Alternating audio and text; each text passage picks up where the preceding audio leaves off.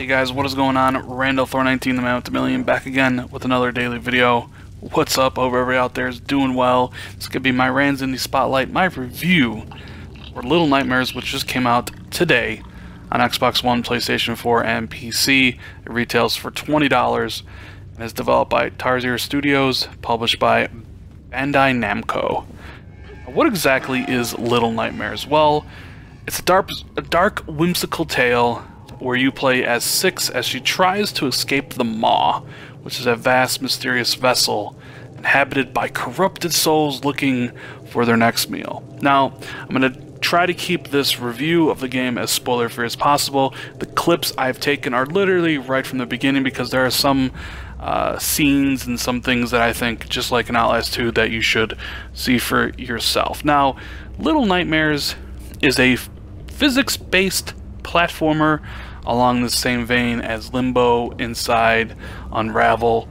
Toby the Secret Mind is a game that came out recently. So if you enjoy those games, then I recommend this one, because I'm going to start off right out of the bat. This game is absolutely amazing. Absolutely amazing. And maybe it's because I adore games like this, but I was enthralled from the second I started it to the moment I finished.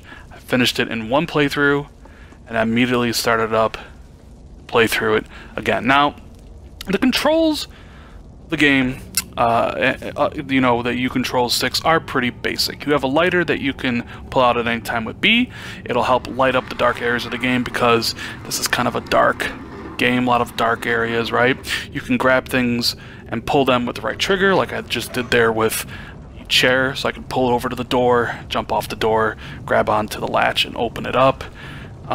You can run by holding down X. You can kind of crawl or crouch with left trigger, and use a combination of those things to beat most of the puzzles in the game. Now, none of the puzzles in the game are very complex. They won't maybe take you more than a minute to figure out.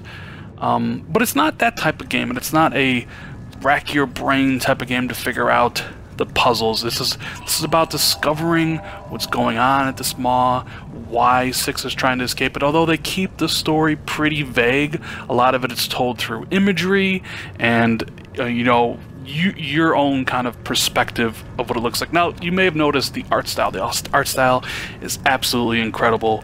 One of my favorites of the game to date. Everything seems bigger, and I think that's what they were going for. So Six is a very small person, so a lot of things she comes across, like the refrigerator, or even some of the enemies that you come across, I'm going to put enemies in quotes, they seem to be like what a child would imagine a grown-up to be.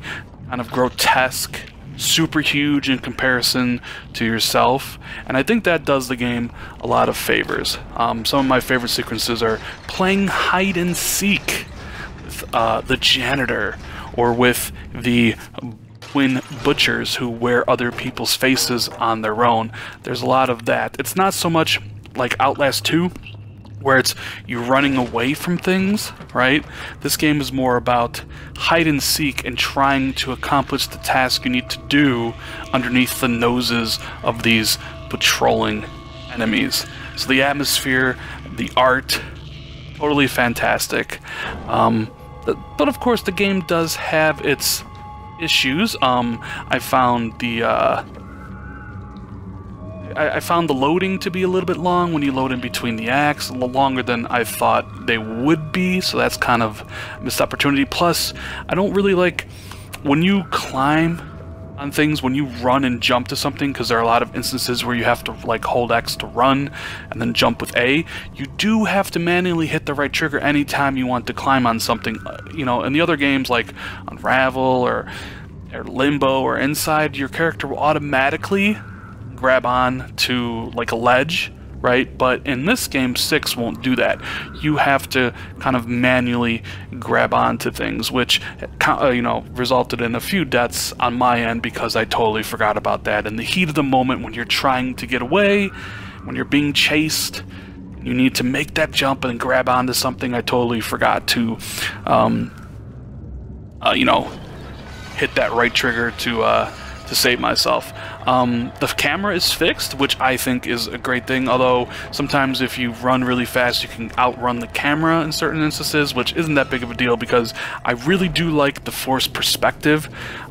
You have limited control on the camera. With right stick you can kind of pan it around, but it'll always go back to 6, and it really helps out with like the imagery, where like right here as you're walking the camera will pan out and it'll move up top, and ooh, you'll see the janitor for the first time up there, and what's he doing and stuff. I kind of like the forced camera where you don't have full control, because it makes it feel makes the game feel like better, in my opinion, like for what they're going for. Now the story, like I said, is ambiguous. There is no spoken dialogue. There are no collectibles to pick up and help explain the story like there are in Outlast. You're supposed to kind of infer from what is going on, about what, you know, the basic story of the game. Now I've kind of concluded myself that I think this game is a social critique by the developers. They're trying to send a social message about our society today, but that was my interpretation of the game. I mean, yours might be a little bit different than mine, and who knows if even my interpretation of the game is correct. But man, this game does so much right and very little wrong.